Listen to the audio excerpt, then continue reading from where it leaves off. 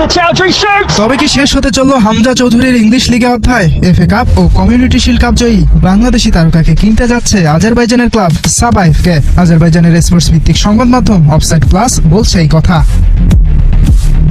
Leicester সিটির সাথে 2027 সাল পর্যন্ত চুক্তি আছে হামজার। তবে এবার দলবদলের মৌসুম শুরু হতেই গুঞ্জন ওঠে ইংলিশ ক্লাবটি ছাড়বেন হামজা। নতুন গন্তব্য হিসেবে আজারবাইজানের দুই ক্লাব কারাবাখ এফকে ও সাবাইফকের নাম আসে। এবার সেই গুঞ্জন সত্যি বলছে আজারবাইজানের সংবাদ মাধ্যম, যদিও লেস্টার বা সাবার পক্ষ থেকে এখনো আনুষ্ঠানিকভাবে কিছুই জানানো হয়নি।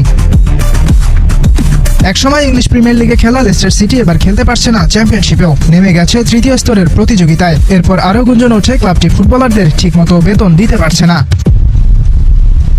2015 সালে লেস্টার সিটিতে যোগ দেন হামজা। ক্লাবটির হয়ে এখন পর্যন্ত 121 ম্যাচ খেলেছেন। 28 বছর বয়সী এই ডিফেন্সিভ মিডফিল্ডার করেছেন 1 গোল। লেস্টারের সাথে চুক্তি চলাকালীন বার্টন অ্যালবিয়ন, ওয়াটফোর্ড ও শেফিল্ড ইউনাইটেডে ধারে খেলেছেন।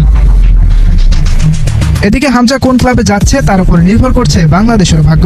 সাফ চ্যাম্পিয়নশিপ শুরু হবে ফিফার উইন্ডোর আগে। তাই হামজা যেই ক্লাবে খেলবেন সেই ক্লাব যদি উইন্ডোর আগে তাকে ছাড়তে রাজি না হয় তাহলে কিছুটা বিপদেও পড়বে বাংলাদেশ। ইয়াসির আরাফাত সবুজ, স্টার প্লে।